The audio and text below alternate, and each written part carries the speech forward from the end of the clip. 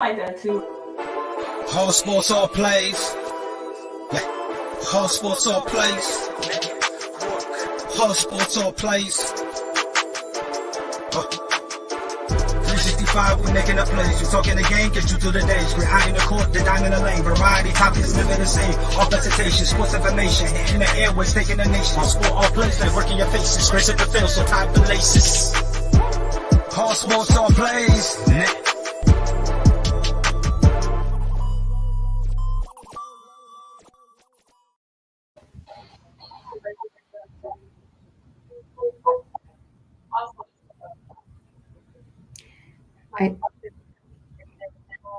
I can't hear you. You can't hear me? I can hear you now. Okay. Sorry. Me and my good sister Nicole are gonna go ahead and rock out. We have a great show ahead of you guys, planned for you guys. We got so many things to talk about. Sending our love to our good sis Ruth. She couldn't make it tonight, but we're gonna hold you down for tonight, sis. Sis, how you doing? I know it's rough for you right now. I know it's rough. You know my heart is hurting. But let me say this first. Let's just say how our weekend went. I had a great weekend.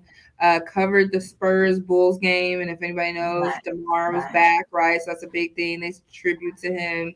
And then I got to go watch the game in a suite. Okay, I saw that big place. I'll be making connections, yeah. So just my regular where I sit in coverage, I got to go to the suite and cover it. We got a nice little promo video. Check it out on my page at Janae and Nicole. Or on our Facebook page or on Twitter at Janae and Nicole or Sports by the Numbers SBT and 930. Check it out. Nice little video of our behind the scenes covering the Spurs game. Me and my co-host Damon. So that was pretty nice. And then Sunday, Mike Epps. We went to go get some laughs. So Sports by Numbers went to go get some laughs. See Mike Epps last night. He was pretty funny. I must admit, I just seen him in October, so seeing him again was really good. It's a really good weekend. Monday's always a long day. You know how I'm feeling about yesterday. I saw Mike Epps after Oh wow! Cheer me up a little bit, right? Because you needed that. So I'm glad that you had a great weekend. Definitely dope that you got to cover the Spurs game. And you were, like I said, I saw in the suite. I was like, wow, look at sis in the suite, like doing it major right about now. Yeah, but without further ado, like I said, I know this is painful for you, so let's go ahead and get it out of the way. The Chiefs and the Bengals game yesterday. Now, we all know the Chiefs had a 21-3 lead, and then the Bengals came back and eventually ended up besting the Kansas City Chiefs. So, in your opinion, Jay, what happened? What changed the momentum in that game? Like, what was the moment that it kind of flipped into the favor of the Bengals over the Chiefs? Yeah. The moment the momentum changed, end of the second quarter, we're like, hey, they know what the Bengals did to them. Was that week 17 game? Mm-hmm. And so they're like, we want to put up points. Andy Reid and them, like, let's go for it. Let's go for the touchdown. Patrick gave it to, I believe, Tyreek Hill, right? He didn't make it. They stopped him. And going into halftime, okay, they're getting the ball back, but that to me really shifted the momentum of the game. I think Patrick got in his head. And what I was just saying about Patrick is that I've always loved him from the beginning because he could throw a pick six and then get right back out there and throw an 80-yard bomb. You know what I mean? Like, he never was in his head, next play. But he was in his head. He was clearly in his head this game, and that's what shifted the momentum. In little short, I will say, again, it wasn't about the Bengals winning. It was about us losing. Like, we just didn't show up. Patrick had never been held scoreless in a playoff game in the second half. You know what I mean? And all we got is the field goal by Buckner. Like, you could just see he was thinking too much way into his head. But yeah, that end of the second quarter, not getting that touchdown, not scoring any points, is what shifted the momentum. I agree. I definitely think that they got greedy. And like you said, they were trying to go for the home run and not realizing that the short part of it still matters. Like, you don't have to go for, the home run the whole time. And which I understand, because the Bengals are a high power offense. They do put up a lot of points. But at that particular time, they had been playing well enough to kind of fend them off. But once they went for it and they didn't make it, it definitely gave the Bengals a different life. Now, what would you say about Joe Burrow's resiliency? Because out of this entire playoffs, like he's been in adverse situations from the very first playoff game up until now. So what does that speak about him, and I guess what his future holds, just for him being so resilient and being able to overcome those challenges as a Yeah. young quarterback? Yeah. So second season, Joe Burrows. Y'all know he's my crush. He's my new crush. Hmm. But Joey cool. You know what I mean? He's calm under pressure. He, being down 21-3 didn't look to phase him. They just kept playing their game, just playing their game, just playing their game. Hmm. And so it's beautiful to see in a young quarterback. I mean, I think he's not Patrick-esque, but seeing Patrick be cool, calm, and collected, right from jump. Hmm. You know what I'm Hmm. saying? So to me, that's just what that is. I think he's going to be a great quarterback to come. Right in these playoff games, been down, been sacked, this and that, all the stuff that happened to him. But he believes in his team, believes in the Bengals. I think so last week the Bengals aren't even supposed to be here, right? They weren't supposed to make it this far, so they had nothing to lose.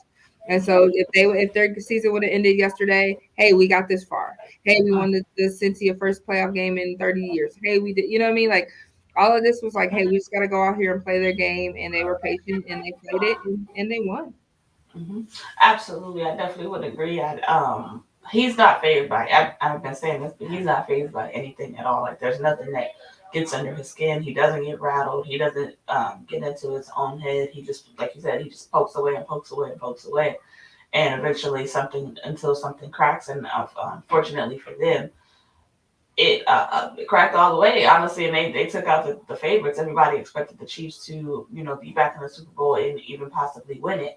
So the fact that they were able to put a stop to that, and like I said, they're such a young team, like that speaks volumes for that team. Now, as far as on the Kansas City side of things, and then we'll move on. Yeah. What changes do you think needs to be made, or if any, to Yeah, that I team? mean, our defense, giving up 27 points, not bad. They made all the stops when they were supposed to. To be honest, all I thought was, I said this is what I've said all year. Like, right, if our defense holds up, they made big stops when we needed. Our offense stalled. That was it. At the end of the day, our offense stalled. We didn't put up points on the board when we needed to. Our last two playoff games, 42 points, 42 points. And then you know what I mean? We had 21 points in the first quarter. So it was like, boom. Second quarter, we could hit it with 21 points. You know what I mean? So it really was nothing really. Our defense overall needs to step up and be stronger for next season, because we started off 3-4, but in that 8-game winning streak, again, we were holding them to 12.9 points. But yeah, Patrick, I don't know. I don't know why he got in his head. He's been, you know what I mean? He played lights out. Look what he did last week to Josh Allen. Mm-hmm. 13 seconds, baby. You don't give him no time. So you know what Mm-hmm. I'm saying? It was really weird. I don't know if it was because it was a mental thing, because they already lost to them, but they already lost to the Bills this season too. So you know what I Mm-hmm. mean? I really don't know. I never seen Patrick like that. I really didn't. Mm-hmm. We got a comment from Greg. He says Mahomes got away from what he got the Chiefs to at that point. Yeah, he didn't stay patient the second half. Yeah, he just was. Yeah, he was in his head. He was Mm-hmm. kind He of was going. kind of just sporadic. Just all he seemed Yeah, he it was was like all over you the place. running, you throw it. Okay, you throw it away, or Mhm. you getting sacked. That's Yeah, annoying. You never it hold on to the definitely, ball yeah, that long. Like that's so yeah. annoying for him. He always gets rid of it. Like you don't hold on to it that long. Like it was really weird. Is he just didn't? I don't know what happened. To be honest, it's really weird, because if you can play with the poise that he did last game, and Josh Allen, the Bills knew they had won 13 seconds. Y'all ain't doing nothing, and that man goes down the field. Come on. And now all of a Mhm. sudden, like what? I don't know. It's just like fear took over him. And then, Mhm. early in the game, missed catches. I'll never blame it on the refs, but there were some clear calls that we didn't get, Mhm. like clear as day. I was like, bro, he called for a fair catch. The dude hugged him. What do you? What do you? What do you? I mean, I don't know. Like, what do Yeah. you Yep. hugged him? You called for a Mhm. fair catch. How is that not a play? But again, not nowhere on the refs or anything like that. I mean, we won the coin toss. We won the coin toss. Yeah. We Mhm. didn't get Everything was in your favor. Everything yeah, was in your and it really was. So I was like, oh, we got the coin. Okay, bet we about to go down just like we did like right. So he didn't Yeah, play. I thought it was over once you guys got the coin toss. I'm like, oh, that's it. That's all he needs is just the opportunity to go ahead and that's one score. Patrick Mahomes can score, one touchdown or one. You know what I'm saying? So, Mhm. but yeah, I think yeah, that was just a very unusual Patrick Mahomes game. I've never seen him play like that either. I don't know what it was, or like what. maybe he felt like he had something to prove, or like I'm not really sure, but I can tell that he was not the typical Patrick Mahomes that we're used to. Right. And he was definitely making a lot of decisions where it's like, I think Patrick Mahomes is at his best when he can just feel the game, when he doesn't really have to think about it. Yeah. Because he's not a strategical guy. Like he's just, it's just it's what's the word for it? What do you He's mean? just a, huh? Oh no, go ahead. What are you say? What's No, the I was trying to think about what word I wanted to use, but it's not coming to me right now. But he's just not yeah. a guy that is like, okay, I have to play by the book. Like Yeah. It's just he goes with the moment. He just feels the game. he just feels the Yeah, game, he and feels the game I and don't he think that. plays and he pitches it and he just goes in Yeah, the moment. Like he's not in his head. He's yeah, not who stays in his head. He just plays. It looks at times like they're playing football in the backyard. You know what I mean? yeah. And I feel like he got away from that, and he started to like, okay, I gotta throw here, I gotta make this happen. And then like Right. the more that he started thinking, the more he kind of just started to unravel. But off of that game, I don't want to break your heart anymore, sis. Are So you so but let me say this real quick. So Joey Cool is my crush, right? But the that's team who Joey beats my Cool. team is my enemy. So let's go Rams, baby.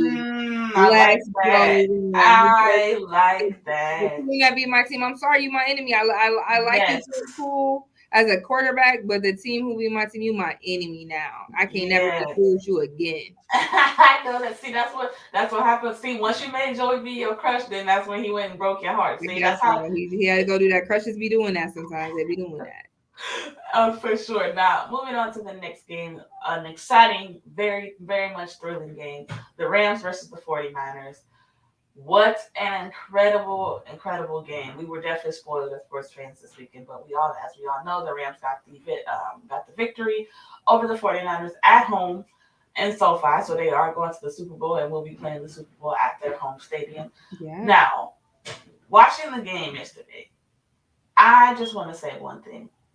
O.B. freaking J. I told y'all. That man was not washed up. He did not fall off. He was in a bad situation, and now he's in a better situation, and he is completely thriving. He had the game of his life yesterday. And he didn't even have to score, but he was still effective. He, to me, deserves an apology tour from all media, but that's my personal opinion.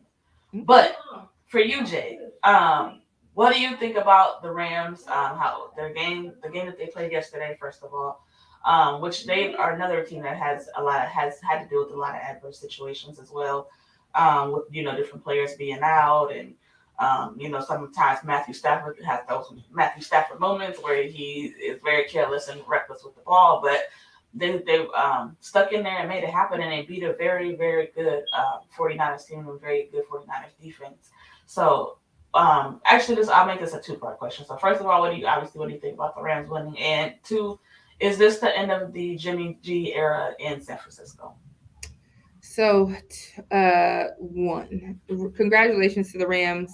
I was really hoping the 49ers to actually upset the Rams because in 1982, the Bengals and 49ers were in a Super Bowl together 40 years ago, and the 49ers won. So I was actually hoping to see that again. And of course, the team who beat my team is still my enemy. So I'm going for the 49ers. I already got a 49ers hat, brand new, fresh out the box, ain't even wore it yet, right? So Right. I was trying to wear it, and I got to go find a Rams hat real quick. You know what I mean? Mm-hmm. For these Rams, but yeah, I mean, they definitely the Rams got down at what in the third quarter they were down 10, 17-7. yeah, Mm-hmm. 17-7. So you're like, oh, okay, it's not looking. Yeah. Matthew Mm-hmm. Stanford did that pick in the first quarter. Or it's Mm-hmm. like it just, I mean, I don't know. I didn't, it's like, hey, Jimmy G might pull it off. Again, everybody, I think, as you start to root for the underdogs, right? Because the Bengals, right? And the 49ers Yeah. snuck in by beating the Rams in overtime. They snuck in Mm-hmm. wild They card, beat them right? twice this season. Yeah. They beat them twice this season. They've Mm-hmm. beaten them. They've owned the Rams as far as if you look overall the record as well when they played each other. But the Rams, I'm like, bro, you're already at home right now, but you're gonna be at home for the Super Bowl, and they could taste that. and they wanted it. And Mm-hmm. it was Rams were Super Bowl or bust, right? Because they traded away all their number one draft picks to get OBJ, to get Von Miller. You got Aaron Darnold, you got Matthew Stafford. Like, Matthew Stafford again. I thought he was washed in with the Lions. Exactly. In his 12 seasons there, he only went to the playoffs 3 times and he lost all 3. In this first season with the Rams, he's played 3 playoff games and won all 3. So now his record is 3-3. Okay, 12 seasons with the Lions, he lost 3 only, and then 1 season with the Rams and he won 3. Okay, so this team is built for a Super Bowl. They have all the pieces. Jalen Ramsey, again, Darnold, Von Miller, OBJ, Cooper Kupp. Come on, can we say Cooper Cooper freaking Kupp, Cup. baby? He ain't come to play. You know what I mean? I do like OBJ. I want to see. I want to see him get it. I mean, they did everything they needed to do. You can talk about. We always talk about the NBA and building a super team and this and that. But the Rams went and built a super team. They were like, we trying to get the Super Bowl now. Sean McVay to take your team, for a second time. And I'm sorry, when they tag off, they shouldn't even have made it. That whole call with the Saints and not being called. I hate when people get on a fluke. So I really feel like that wasn't real. But this. I'm like, okay, this was your real shot. Yeah, they earned this one. Yeah, right. They're locked to win it. Just like look, look. Stafford's literally doing what Tom Brady did last year. First time with the new team, and you taking them all the way to Super Bowl, and you playing at home. So now you just got to go ahead and win it. You just got to go ahead and win it, Matthew Stafford. This is it for you. Jimmy G. I think Jimmy G showed, hey, y'all paid him all this money. He wasn't producing. He was like, oh my gosh, I got to fight for my job. Fight. But I definitely think he could be gone. I think they might be like, yeah, bro, you didn't take us to the Super Bowl. That wasn't enough. You getting out this 49ers uniform. So I don't know. I feel like that's 50-50 because they could show him some grace and say, hey, he did get us this far when it mattered. They snuck us into the playoffs with the wild card, and then they went and beat the Cowboys in their house, and then they went and beat the Cowboys in their house, and they went and beat Green Bay in their house in the cold tundra. So I mean, you got to give him something for that. So I feel like it's 50 that he could stay. You know what I mean? I really do. I feel like it's 50-50 that he could stay, he could go, but it's really up to, again, our 49ers organization going to show him some grace. We got Mike Hughes saying, Joey MFB, what I say, I just cashed out my Super Bowl pick. Man, Mike, we supposed to be cool because I think, is Mike from the Chi? Is Mike from the Chi? Yep. Okay, Mike, that's all 3 of us. We're from the Chi. Yeah. Mike, you my homie, Mike, but like I said, the team that beat my team is my enemy. So, hey, Rams, let's go get this. Let's show Joey B. Although you had a great season, it ain't your time, baby. It ain't your time. It's the Rams' time. We're gonna see you later, though. You back. But nah, Mike Hughes, homie, you got, come on, bro. But Mike lives against the grain. He loves to go against the grain. That's what Mike. Yeah, I mean, I get it. The Cinderella story, right? The team that was supposed to be there. Like I get it, but again, I can never. The team who beats my team is always my enemy. That's straight up. That's just how I gotta roll. I can't choose who beat my team. I definitely agree. Let's see. He said I picked the Bengals to get there, but Stafford season all the way. I think, I'll answer the question, my own question backwards. But I think as far as Jimmy G goes, I do think it's the end of the era in San Francisco because their team kind of reminds me of the Titans. Like they're one quarterback. They're one solid enough quarterback away from being like a serious Super Bowl contending team because they have everything. Like they have a running back, they have wide receivers. They have, obviously that front 4 on defense definitely is an advantage for them. And they have an offensive line. Like, they have everything you need. It's literally their only hiccup or their only glaring spot for them is the quarterback position. Yeah. Because Jimmy G is you just never know which Jimmy G you're going to get. Are you going to get the one who can manage the game and not make any mistakes and not have any turnovers? Yeah. Or are you going to get the one who played how he played yesterday and is very careless with the ball and can't, maintain the lead or, allows the other team to creep back in because they can't get any offense going. So I think if the 49ers are serious about being in the Super Bowl, which I feel like their franchise and as well as that fan base is, then you have to look otherwise beyond Jimmy G. Now, I don't know if the answer is Trey Lance, which is what everybody's kind of been hinting at. If Jimmy G does end up leaving San Francisco or being traded from San Francisco, that this is the start of the Trey Lance era. So I don't know if he's the answer to those questions, but um, I guess it's worth a shot. I mean, I don't, what I'm saying. I just don't know. I haven't seen enough a product of Trey Lance to be like, okay, he's going to be the savior for the 49ers. Yeah. And as far as on the Rams side, it just seems like it's just their time right now. Like everything that could possibly go wrong has. Like they've literally had to go through every single thing as far as, like I said before, like injuries and things like that. And then on top of that, in these playoff games, like they've either been down or they've chalked up a lead, or had, like I said, Matthew Stafford has turned the ball over, or the defense didn't make enough stops, and they've been able to overcome all of that, and are now in a position to win the Super Bowl at home. I definitely agree with you about this is the one that they earned, because the one before that it was definitely on some fluke stuff, but this particular one, like, they've had to scratch and claw their way to the Super Bowl, so I'm definitely excited about that and excited for them. So I guess we can make our pre Super Bowl predictions. But you already made yours, because you said you wanted Cincy to lose. So I'm gonna jump on your bandwagon. I want the Rams to win, just because, like I said, I'm a huge OBJ fan, and I'm just happy to see him in a situation where he could be successful. Now, I ask you this: when it comes to players like OBJ and like Matthew Stafford, who have been, obviously at other stops in their career, or Matthew Stafford only had the one in Detroit, but who have been on another team and have come to this team and they've thrived and have been successful.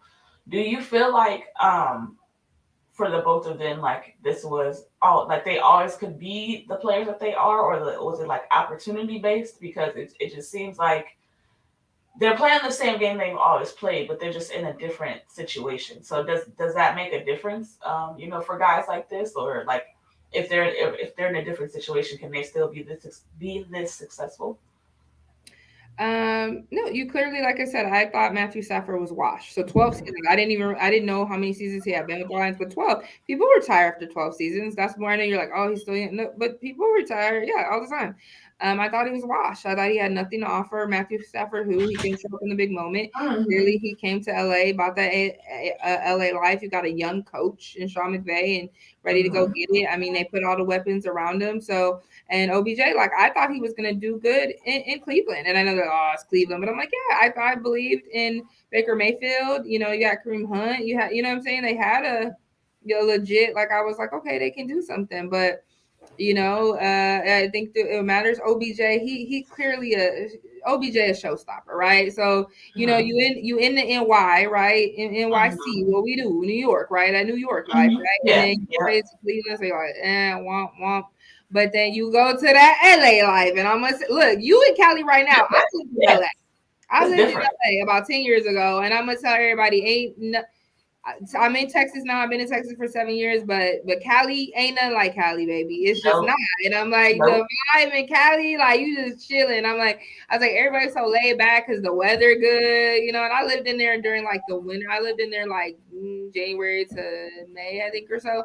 I lived there. Like it's a man, bro. The life, Cali life is just different. You got a different swagger to you when you in LA, baby. When you in Cali, you know what I mean? Mm-hmm. You like I always let a shot. That's home, but Cali just Mm-hmm. doing Oh something yeah. different with Yeah. you, right? Yeah. It's a Absolutely. different vibe. There's Absolutely. cities that you live in, New York, Chicago, like your vibe is different. Like Mm-hmm. Chicago Janaea and San Antonio Janaea, the two different, Two, two different people. two Yeah. Two different different people. people. But I still play to San Antonio. I do. But I mean, I'm just saying. I think that, dude, that in itself is like you on the big stage. You know what I mean? I actually do hate that the Rams left St. Louis though, because I felt like, dude, Yeah. you had the Chargers go to LA, but then you really could have left the Raiders, could have came back to LA. It was just a weird how they did it, but yeah, Yeah. I think it's a breath of fresh air. You got a young coach, you know what I mean, who's already gone to one Super Bowl, so he knows how to get, like, you know what I mean. So yeah, I just think it breathed definitely new life, and they have all the necessary weapons, and they did what they did. They literally built their team to get to the Super Bowl. That's exactly what they did, Mhm. and now they're there. So if anybody wants to talk about NFL super teams, this is it. And so Yes, if yes, they come yes. this far and they don't win the Super Bowl, like they gonna feel Yeah. this is how hard it is Mhm. to get to a Super Bowl, right? Um, Mhm. but yeah, if they come this far and they don't get to it, it's gonna be like, bro, you built all of that and you didn't even take it. At least get it right now. Get it right now while it's hot, while and so I hope they pull it off. Absolutely, I definitely agree. Like you said, that Cali life is something different. As soon as you get off that plane and you see those palm trees, it's a whole different vibe. It's a whole different feel. I definitely feel like both of these guys have overcome a lot, and I feel like in both of the situations, um, I think with Matthew Stafford, it just was unfortunate that he had to go to the hellhole that is the Detroit Lions. Like, you know what I'm saying? Like I mean, they just have never like it's a career suicide for real going there. Because think of all the great players that they've had come through there that have either retired early or never had a opportunity to have a winning season or make the playoffs or said any of those things. So I think Matthew Stafford leaving and coming to the Rams and pretty much automatically becoming a Super Bowl favorite and living up to that. Like people don't understand what it's like to have expectations and live up to them. And that's a very hard thing to do, especially as an athlete. And Matthew Stafford has been able to do that. And then on the side of OBJ, like I said, I thought he was going to do better in Cleveland, and also in as well. But I also knew that the kind of quarterback that he needed to be successful wasn't Baker Mayfield. Baker Mayfield's not that quarterback, and he wasn't going to give OBJ the opportunities that OBJ wanted, and like I said, play to what OBJ does best. And fortunately for him, he was able to come to LA and be in a system that plays more of his speed and his style of play. And he's like, as you can see, it's been working out for him. Like he's been very successful for the Rams. He's been like they don't. I feel like they still could have got to the Super Bowl without him. They don't. He's not like a necessity, but he definitely makes things a lot easier and a lot better. Like he kind of puts that offense at least like a notch above what they would have been. Like I still think they could have got to the Super Bowl with the receivers that they have, but having OBJ definitely helps.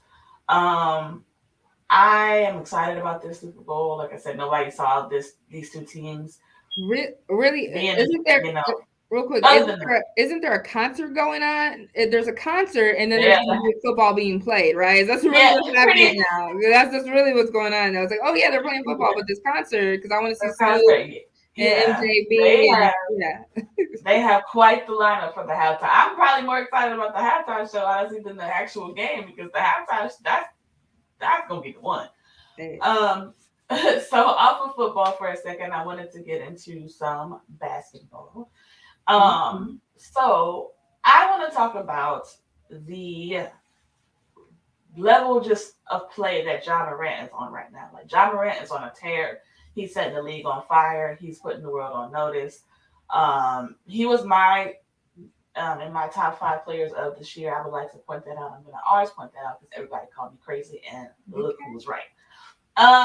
So what do you think about just John Morant in general, and then just the way that he's been playing? Like he's playing with a chip on his shoulder. He's definitely you can tell he's motivated by something to prove that he belongs in this league. So what are your thoughts, Jay, on Mr. John Morant?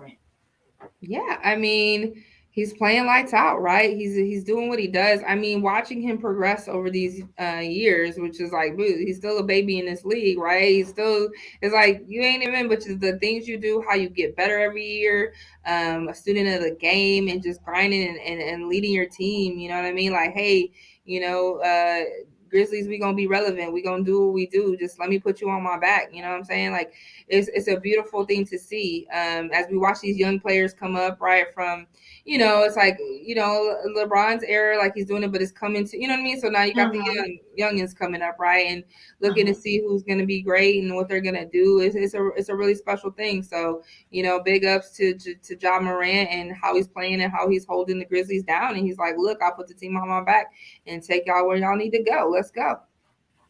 Yeah, I think so also and as well. I really like John Morant. I've always liked John Morant since his college days. Um, Definitely agree with that, Daniel. That he definitely has a killer mentality. He's just like I said, he's just hungry, and you can tell that he wants to constantly improve. He wants to be a leader for that team. He wants to be a star for that team. Now, though, I'll play devil's advocate a little bit here. Do you think that Ja Morant ends his career as a Memphis Grizzly? Do you think there's an opportunity that he would ever want to maybe leave, because Memphis is a small market team? You know what I'm saying? Their media coverage isn't all that high because it's Memphis, unfortunately. So do you think he ever leaves that to go to like a bigger city to kind of get that extra And exposure? it, relatively, I mean, it's very early in his career yet, and I feel like he's one, that maybe sounds like Damian Lillard, where it's like, no, I want to stick here and stick with my team and build it and let it go. Like, I don't see him just hopping on a super team like in the next. I mean, I say no, I still say like he's with the Grizzlies the next 5 to 7 years. Like I still feel like he would be with them for a while. I feel like if they weren't winning in that championship, it would be closer to the end of his career. You know what I mean? Like further down, it's like, look, I want to win a championship, just like Gary Payton and Karl Malone joined the Lakers with Shaq and Kobe because they was like, look, we just got Mm-hmm. the championship real quick. You know what I mean? Like Mm-hmm. I feel like he would something like that at the end. But I feel right now he's hungry enough. He believes he can do it again. He believes he can put the team on his shoulders and carry them and get them to a championship. So I don't see him. Yeah, that would be something like way towards the end of his career if he was like, okay, I never got the chip. I want to try to get the chip.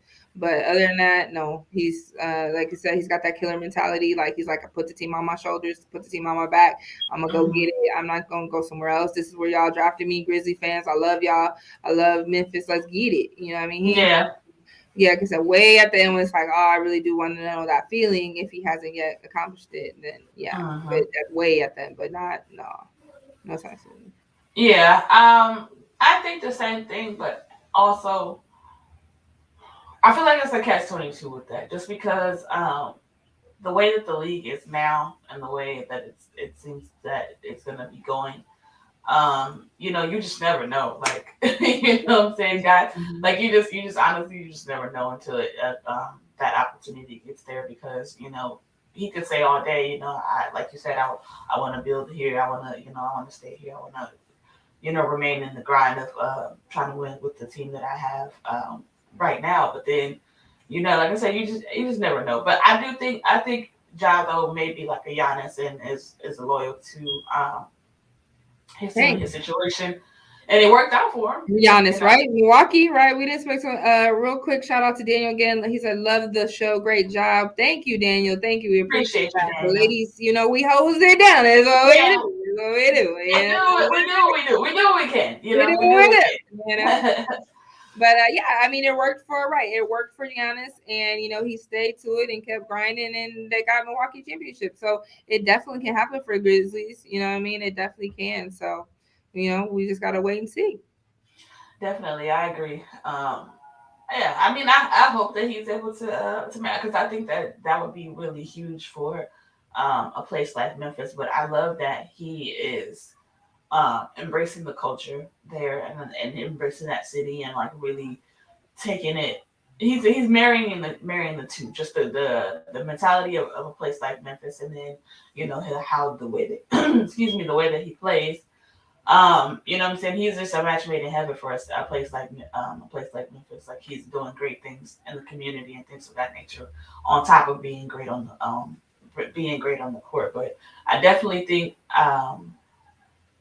Ja's gonna be one of the top talents for years to come, because he has not only the mentality, but he has the hard work behind it. Because Yeah. it's one thing to be talented, but it's another thing to like work and consistently get better and improve your craft. And I feel like every year, since he's been in the league, he's come back and he's added something else to his game to elevate him to a certain level. Um, so I definitely excited to see what the future holds for John Morant. But shout out to John Morant doing big things. Loud Ja. Woo! So you did the Spurs and the Bulls game the other day, right? Um, Yes. and you Great were in the game. you were in the suite. What was the feeling like having DeMar DeRozan back, or having him back, not being on the opposite side, but still having him back? Right. So they did, they did their tribute to him, showed him the Spurs doing everything he did for them, and hey, you know what I mean. So of course you coming in like you got Zach Levine, right? You got him like, oh, they going the Bulls are hot right now, bro. They hot, so it's like, oh, they about to handle the Spurs, but Spurs are like, nah, bro, you left us. You know what I mean? We coming for you. Dejounte Murray Yeah, is one rebound away from a triple double. That would have been his 11th of the season. I think he would yeah. have been leading everybody in triple doubles. But yeah, no, it was cool to see him in the building. It's cool to see him do what he do. You know what I mean? Seeing him have such a good season with the Bulls. He hit them back-to-back game winners. I think with the Pacers and the 76ers, the buzzer beaters, whatever. Yeah. You know what I mean? So it's cool to see him and see him work and just, you know what I mean? But then seeing DeJounte work and seeing it like, it was beautiful. When Spurs came away with the win, baby. Like, they play so hard and gritty. Like, it's like, man, they've beaten the Milwaukee Bucks. They've beaten really good teams. So even though they don't got a superstar, so I don't think somebody. I think we asked CT last week, like, hey, do the Spurs miss DeMar? And she said, I miss DeMar, but I think they're committed to the rebuild. I think it was time. I don't think he wasn't happy in San Antonio. I think he came and he played and he did his job, but the Raptors told him they would never trade him. That was family, whatever. They clearly wanted to win now. They thought Kawhi would be the difference, and they traded him. So I know that's hard. I think going to the Bulls somewhere he wanted to go, you know what I mean, making the Bulls relevant again. That's Michael Jordan played there. You know what I mean? If you can go there and now you're doing what you're doing, I hate that Caruso's out.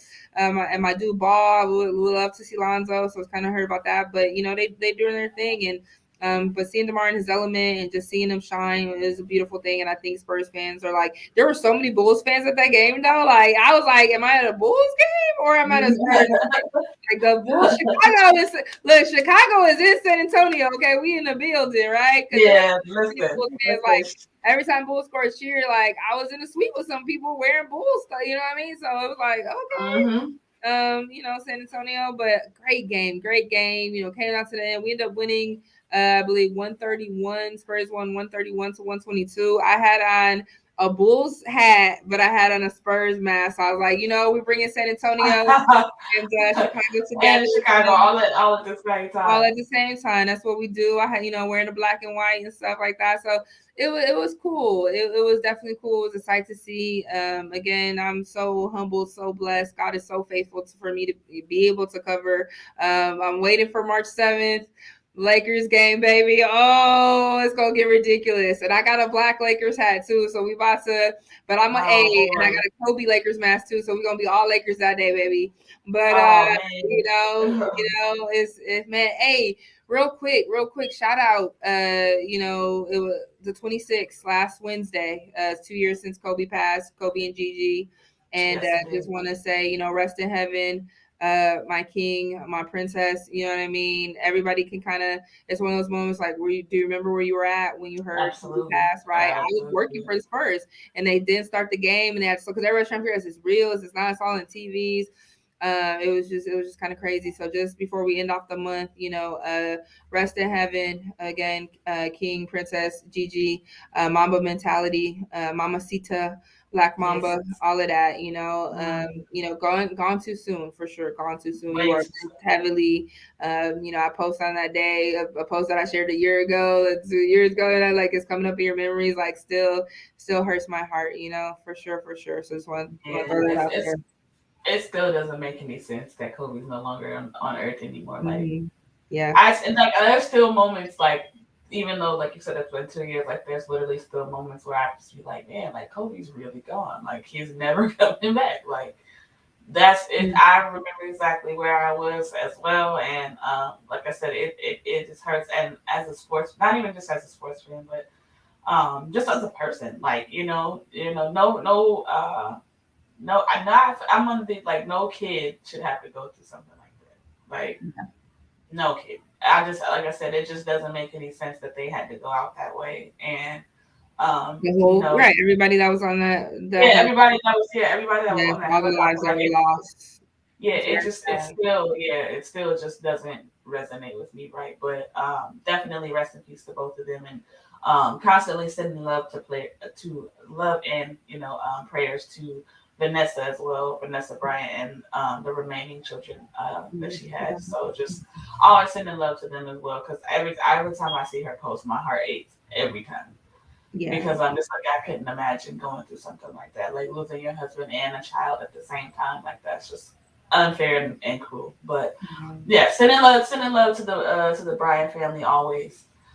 Speaking of the Lakers, though, obviously everybody knows the Lakers have been struggling pretty bad here.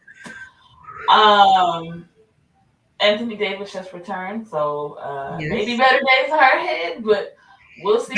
But but now LeBron out. So Yeah, see, but now LeBron's out, so it's just right. like when we fix one problem, we find another. So, Exactly. Mm. are the Lakers a playoff team? Yes. Yes, they are. Yes, Okay. they are. Right now we're sitting at 9, I believe. I believe we're Mhm. sitting at the 9 spot. So Anthony Davis came back, I believe, last Tuesday against the Nets. They won that game. LeBron goes out the next 3 games, they lose, right? They lose all those 3 games without LeBron. So it's like, man, if we can just have the team healthy and everybody playing together. Clearly, I don't believe Russ was the answer, but I don't think he's enough to keep them not from making playoffs. You know what I mean? If they just like bro, you got to sit out because you ain't in it right now. We don't think you can help us win at the end or whatever. But yeah, we just got to get everybody healthy.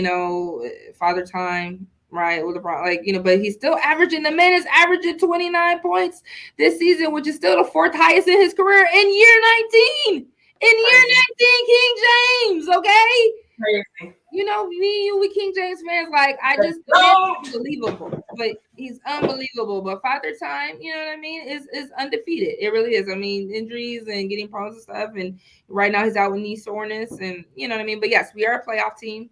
I want us to get that 7th spot at least. I don't want us to have a do a play in and off a fluke somebody, whatever. You know what I mean? Like let's at least get to the 7th spot. Mhm. Let's get there. Let's get there, guys. We're 9 right now, so we definitely can come up with 2 more and get at least at the 7. It's gonna be a long work. They got to gel. They got to gel. It's like, okay, yeah, you put Melo, yeah, you put Westbrook, yeah, you got AD, yeah, you got LeBron, but everybody has to gel. I wish they would have never got rid of Caruso. That definitely hurts my heart. You know what I mean? But we just take it one game at a time. That's all. That's all we can do. One game at a time. Frank Vogel. How I feel about him as a coach, but it's like, dude, you got all these superstars. I mean, but yeah, we gotta just gel together and get everybody healthy and just play together. Because AD missed like 17 games. Mhm. You know what I mean? And they went 7-10 when he was gone, and now you got LeBron gone, and they're 0-3 so far. So, Yeah. we just gotta gel, and everybody's gotta get healthy and play together. But yeah, yeah, for sure. You got LeBron when you got LeBron James on your team. Come on, you always a play. Look, he left Miami, and they didn't even make the playoffs. Okay, come on. It was him. Cleveland. Like it's simply all LeBron happened to go super teams. He is the team. The There ain't no whole. You better There ain't preach. nothing You better without say him. it. He is the You team. better say it. Wait, Bosch, whatever. No, you without LeBron, who are you? Please. Please. Come on. Now, if they didn't have LeBron and you're asking me, is Russell Westbrook, AD, and Carmelo a playoff team? I'm like, look, that's a little suspect. And I mean, those Yeah. are all 3 superstars, but LeBron is the difference. Mhm. LeBron is the difference. Okay, he is. He is. They're probably still a playoff team with a play, but like barely though. Like I don't know because Yeah, like they AD's probably always be hurt. playing tournament AD's always team. hurt. AD's Yeah. always hurt. You can't stay healthy. You need to go on that TB12. You need to do the LeBron. You know what I mean? Like these players got to make sure their bodies are not breaking down on them every season. Like AD, you always hurt, bro. Always. Every season. If at year 19, LeBron barely started, year 17, year 18, 19, barely started getting, you know what I mean? He's been so durable, but Father Time is undefeated. Me and LeBron the same age, yo. Like, Mhm. I mean, all the miles on that body, he been playing since he's 18. Come on. Like, Yeah. Yeah. Definitely. I definitely think we're a playoff team. We definitely have to get a higher seed than um definitely gotta get a higher seed than we need to the be eight. 6, Yeah, actually, because we need to it's be 7, 8, 9, 10. Yeah, so we need to get, okay. Yeah, y'all, yeah, we need to get to the 6th so spot. we need to be like sixth or seventh at least. 6. Yeah, because the 7th and 8th are playing, and the 8th and the 9th and the 10th. So we need to be 6. We need to be 6 so we don't have to do a playing game. So Yeah. I think we're 9th right now. If we get LeBron back healthy, AD is healthy, everybody's healthy, I think we definitely can get the 6th spot for sure. Yeah, I agree as well. I think that there's definitely a lot of changes that need to be made on the Lakers, not even just player wise. I think personnel wise as well. I don't think Frank Vogel's is the guy for the job to lead this team or to be a coach of this team. He doesn't seem to have any kind of like control or any grasp on this team whatsoever. It kind of seems like a free fall. Like everybody kind of just does what they want to do, and it shows. Like there's no cohesiveness when the Lakers play. Everybody looks kind of lost. Like nobody's on the same page. And the thing of it is, it's like you see flashes of it, like the games that they have won, like where they played great, like everything's cooking for them, like the offense is flowing, like they not having as many turnovers, and then when they the flip side of that, like when they're bad and they play horrible, like it's horrible, like it's not even like it's bad, it's like really bad. So it just I don't know. Like I said, I definitely think we're a playoff team. But there's definitely some changes that need to be made in order for us to get that sixth spot. Because we're gonna need that sixth spot because at the end of the day, as great as LeBron is, and like you said, you and I are LeBron fans. Like that's my goal for forever and always. But Brian can't take another playing tournament. Like if because it's too hard. It's gonna be asking too much of him, basically, because it's like, okay, you gotta play in the playing tournament. Okay, so now you're in the playoffs. Now you have to play the top team, in the playoffs. And then you go from that to having to like it's just too much to overcome. Like he's not 30-year-old LeBron James anymore. Now 30-year-old LeBron James, I wouldn't even be concerned because I'm like, once we get there, we good. Like he gonna figure it out. He always does.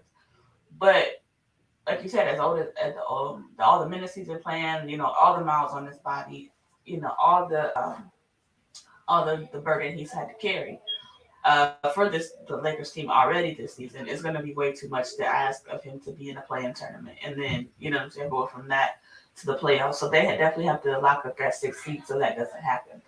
But I think they can do it still. There's still a lot of season left. That's not over yet, thank God. Because if Curly constructed would not be looking good right for them right now if they had to go into the playoff tournament right now. But I definitely think that they are a playoff team. Now, do you think they should get rid of Russ at the trade deadline if they can move him? If they can find a trade that makes sense, Who's do gonna you take think him? that Right, that's all something of that they that. should do? I don't know who's gonna take him, Yeah, but yeah, that's yeah, get rid of him. Yeah, I don't. He's not benefiting the team enough to. I mean, if these games that they're losing, the 76ers, they lost that one pretty bad, but these other games were really close. And if he can't be the difference in a 3.5 7 point loss, like what I'm saying, like if you can't be the difference in that, you're another superstar, Mr. Triple Double. If you can't be the difference in that, why do we have you? If yeah, at big yeah, moments, if at big moments we sitting you on the bench 2 weeks ago because Frank Vogel's like we put the people on the floor that we thought we could win with and he wasn't it. Come on, like then why do we yeah. pay you all? Your contract's enormous. Like if you're not that guy, yeah, we need to let you go. Agreed. I definitely feel the exact same way. And I hate it because I love Russ. I'm such a Russ fan, but just hasn't been working. It's very hard. It's just like it just hasn't been working. And when you have a situation like that, and it's the more you hold on to it, it's gonna get worse. Just gonna continue to get worse. So I definitely think that Russ has to. They have to figure out something to do with Russ if they are serious about being a serious playoff contender. Russ is not. It's just not the answer anymore. Like he never really is. Russ is not. Russ is a great player. He's just not a winner. And that's always been Russ's problem. That's always been his Achilles heel is that he's so great, but he doesn't know how to put it all together in the formula of winning. Like it's just always he's a great stat guy. He's great for entertainment, but he's not somebody that's you want to say, okay, if we want to win the championship, we got to have Russell Westbrook on our team. Like that's not something that you. I mean, he just had too many examples to show that he's just not. He's not that guy. Like you said, he's not the player that well, I mean, yeah, I already said it pretty much like that. You go get to have a championship contending team. He's just somebody that he can make things exciting for you. You know what I'm saying? He can definitely bring in fans and things of that nature, but he's not a deciding factor on a championship team. And it sucks because, like I said, I love Russ. Like, I'm such a Russ fan, but he just ain't. He's not the answer. He not it. He not it. He not it. All right, y'all. Well, I think that's are gonna be our show for this week. The Sports Senseis again want to send my love out to our good sis Ruth. Hoping everything is okay and good with you, sis. We definitely missed having you on tonight, but we will reconvene this next week. Shout out to my girl Jay Nicole, as always, coming through, bringing the fire, bringing the energy. Make sure y'all check out her show, Sports by the Numbers. Let them know what time to lock in. 8 p.m. Central Standard Time. We got our Cowboys fan coming on as our guest. He's putting them into that SBT. It's the end of our birthday month, so as you know, we party like we do. We giving away cash apps, yo. All you got to do is like, comment, and share, and you'll enter to win the cash app. And then if you give us a call in the fourth segment, we will be giving away a birthday present. It's our birthday month, but we want to give you a present. So tune in, Sports by the Numbers on 9:30 a.m. The Answer. We'll be going live on Facebook, live on YouTube, live on Twitter, live on LinkedIn. You know what I mean? Check us out. Follow me at J Nicole. Follow the show at SBTN 930. We are on the ASAP network, so we'll be live on YouTube with ASAP, and then we'll also live stream from the Facebook page as well. So check us out, 8 p.m. Central Standard Time.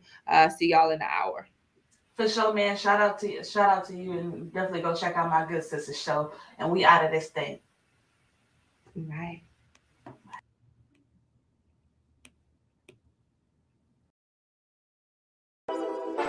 Whole sports all plays. Yeah. Whole sports all plays.